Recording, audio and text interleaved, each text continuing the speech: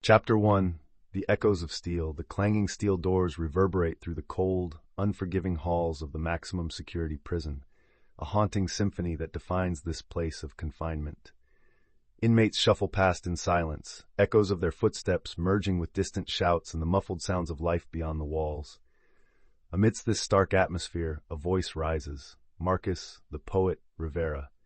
He stands in a small, dimly lit cell, where he transforms his pain into artistry.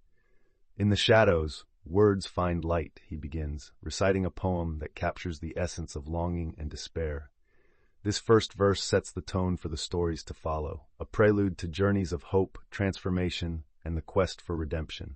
Listeners, prepare to delve into these lives, each diary entry a glimpse into the soul, revealing resilience within adversity.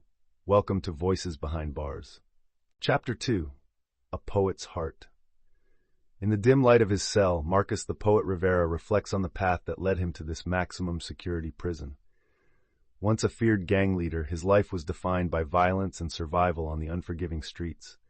But within these cold concrete walls, he discovered an unexpected refuge: poetry. He recalls his first poem, scribbled on a crumpled piece of paper, a cacophony of pain and longing that spilled from his heart. It became his lifeline, allowing him to express emotions he had long buried under bravado. In the isolation of his confinement, Marcus found solace in weaving words that mirrored his tumultuous journey. With each stanza, he transforms his struggles into art, providing a glimpse into the duality of his identity, a tough exterior masking a deep-seated desire for redemption. Through his poetry, he hopes to inspire others, reminding them that even in darkness, light can break through. Chapter 3. Healing Hands. As the sun dips below the high prison walls, casting long shadows in the corridor, Sophia the healer Nguyen takes a deep breath, preparing to share the story that changed her life. Once a promising biochemist, she became entangled in a crime of passion that shattered the lives around her. In her solitary cell, she discovered unexpected solace in art therapy, a lifeline to her forgotten dreams.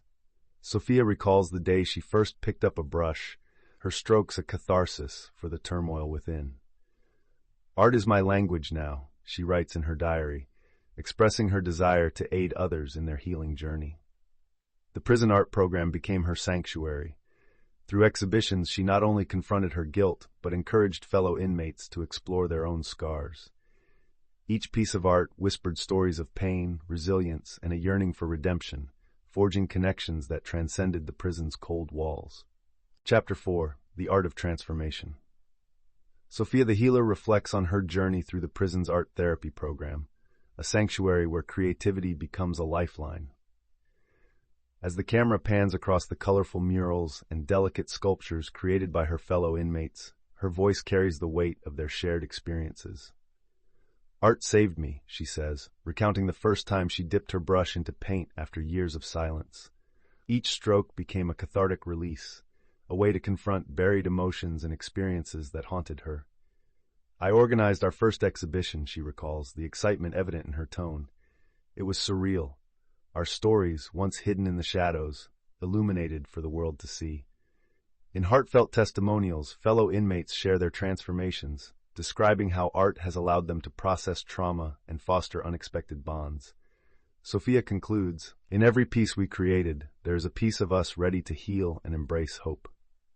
Chapter 5. Wisdom in the Shadows.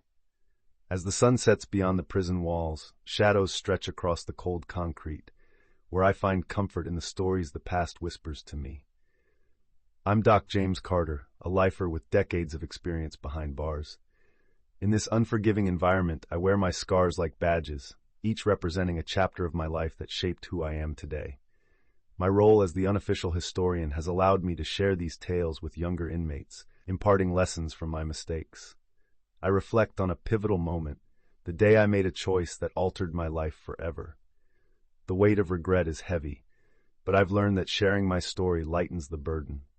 Through these conversations, I see sparks ignite in their eyes, the hunger for a brighter future.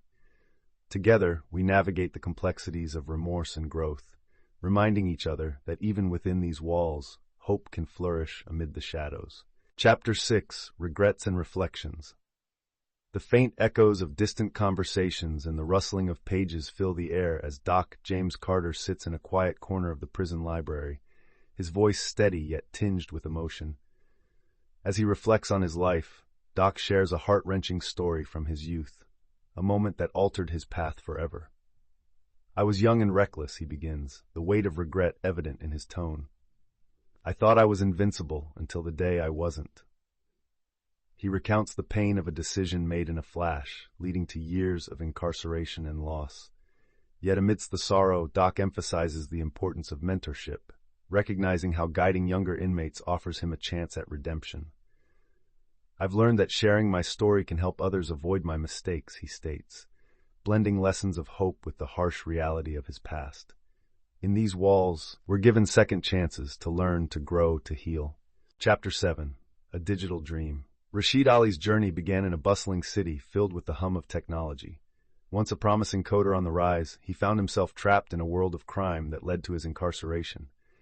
As he sat in the cold confines of his cell, the flickering memories of lines of code danced in his mind. Writing code had always been his escape, a language that spoke of possibility and connection. In prison, Rashid discovered a deeper purpose.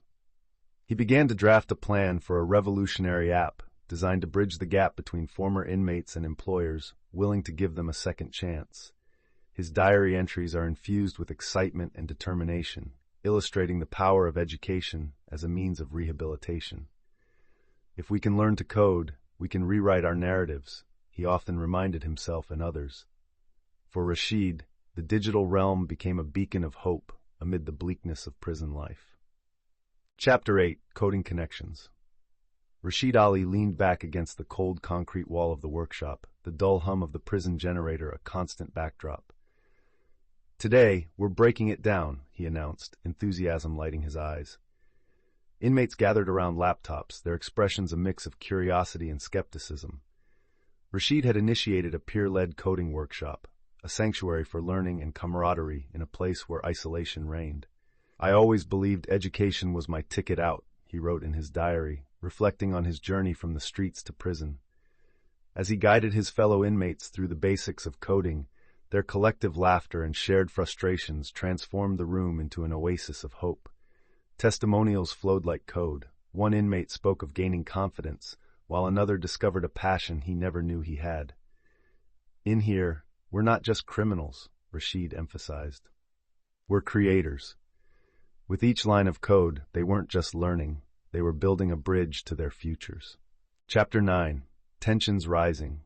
As the day of the annual talent showcase approaches, the atmosphere inside the prison becomes charged with a mix of excitement and anxiety. In the cramped rec room, Marcus the poet paces, rehearsing his lines, while Sophia the healer meticulously arranges her artwork for display, each piece embodying her journey towards redemption. Rashid Ali shares coding tips with fellow inmates, their laughter echoing off the concrete walls. But beneath the surface, tension simmers. Voices murmur about potential judgment from the guards and the outside world. In the shared diary entries, each character reveals their vulnerability and anticipation. Marcus's pen moves swiftly as he captures the conflict between hope and fear. He writes, "Will they see us as we are or as they want us to be?" Each word resonates, a reflection of their struggle against dehumanization. Yet despite the looming scrutiny, a collective resilience emerges, bonding them tighter as they prepare for the moment that could redefine their lives. Chapter 10. Judged by Society. As the annual talent showcase looms near, the atmosphere in the prison thickens with anticipation and dread. The inmates are acutely aware of the outside world watching, their talents both a beacon of hope and a target for scrutiny. Security guards, with wary expressions, signify the judgment that often looms large in the lives of those incarcerated. Marcus, feeling the weight of expectations, scribbles furiously in his journal, pouring out his emotions through a new poem. He embodies the struggle of being deemed less than, yet yearning for the chance to reveal the humanity they possess. His words echo throughout the cold, stark hallways.